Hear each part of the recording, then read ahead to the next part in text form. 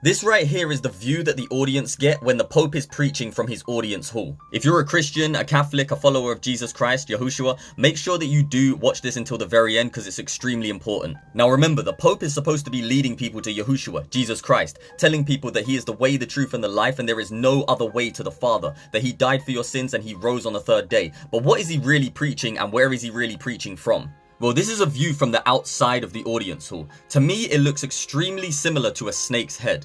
And if you didn't catch it the first time, here's the fangs, the reptilian skin, the slit-shaped eyes, and the snake skin on the walls. And he preaches from the mouth of the snake. And who is the snake in the Bible? Who is the serpent? Who is the one who tempted Eve in the garden? And if you're still not convinced, do you really think that an architect would build a building not knowing what it would look like from the outside and from the inside? Do you really think that it's a coincidence that it looks like a serpent's head from the outside and from the inside, and there's not a single piece of Christian architecture in the building? But let's go one step further. From the point of view of the Pope, he is preaching to an audience who is already inside the serpent's mouth. The people are already being devoured, and the word tells us his people perish for a lack of knowledge. If that wasn't weird enough for you, look at the statue behind the Pope as he preaches to the audience. That's supposed to be Jesus, Yahushua, rising from a nuclear explosion. Not only is that not biblical, but it also looks extremely dark and demonic the way they've designed the statue. Jesus did not die from a nuclear explosion and rise from it. He died from crucifixion and rose on the third day, bearing our iniquity and giving us his righteousness through his pure and sinless blood. We are saved through faith in him and his sacrifice in his blood.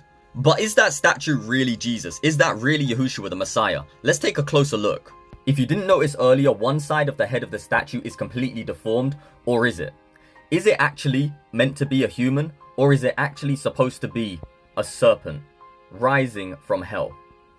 But do not be afraid. This is not to spread fear. This is to remind you of the authority you have if you are truly in Messiah. In Luke 10:19 it says, "See, I give you the authority to trample on serpents and scorpions and over all the power of the enemy, and none at all shall hurt you." You have power and authority in Yahushua's name. If you believe in his crucifixion and his resurrection, you are saved, sealed, and delivered. You have to walk in his commandments and know the authority and power you have.